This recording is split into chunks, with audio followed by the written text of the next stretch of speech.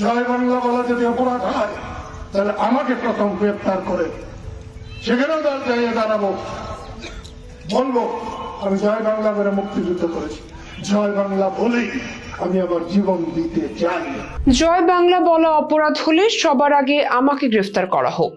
সম্প্রতি জয় বাংলা স্লোগান সম্পর্কে বলতে গিয়ে এমনই এক মন্তব্য করেছেন বীর মুক্তিযোদ্ধা এবং বঙ্গবীর কাদের সিদ্দিকী। বাংলাদেশের রাজনীতিতে যখন কোণঠাসা হয়ে পড়েছে আওয়ামী লীগ, একই সাথে ভূলুণ্ঠিত হচ্ছে মুক্তিযুদ্ধ এবং মুক্তিযোদ্ধারা, পাশাপাশি মুক্তিযুদ্ধ সম্পর্কিত সবকিছুকেই ছুঁড়ে ফেলা হচ্ছে আস্থা করে। এমনই যখন অবস্থা, তখন প্রশ্ন উঠছে জয় বাংলা কি শুধুই আওয়ামী লীগের স্লোগান? যদি আওয়ামী লীগের স্লোগান হয়ে থাকে তাহলে আওয়ামী লীগের রাজনীতি না করেও কেন জয় বাংলা স্লোগান নিয়ে গ্রেফতার হতে চান কাদের সিদ্দিকী? জয় বাংলা স্লোগান আর কাদের সিদ্দিকীর মন্তব্যের বিস্তারিত জানাবো আজকের বিশেষ এই ভিডিওতে।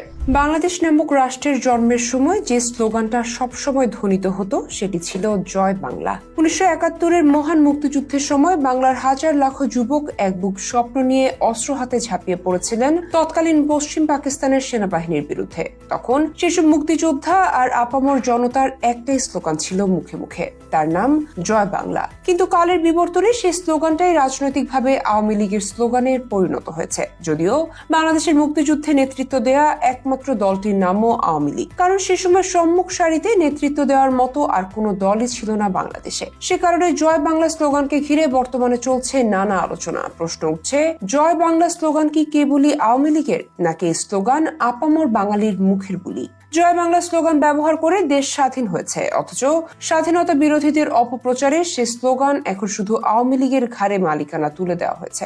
অথচ এই স্লোগান ছিল বাংলাদেশের প্রতিটি স্বাধীনতাকামী মানুষের। এদিকে বাংলাদেশের কৃষক শ্রমিক জনতা লীগের সভাপতি বঙ্গবীর কাদের সিদ্দিকী অন্তর্বর্তীকালীন সরকারের উদ্দেশ্যে বলেছেন, সরকার বাহাদুর বলে গেলাম, জয় বাংলা বলা যদি অপরাধ হয় তাহলে আমাকে প্রথমে গ্রেফতার করুন।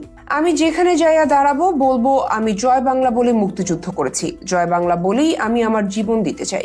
এ সময় তিনি আরো উল্লেখ করেন, আমার নেতা বঙ্গবন্ধু শেখ মুজিবুর রহমান, আমি একজন মুক্তিযোদ্ধা।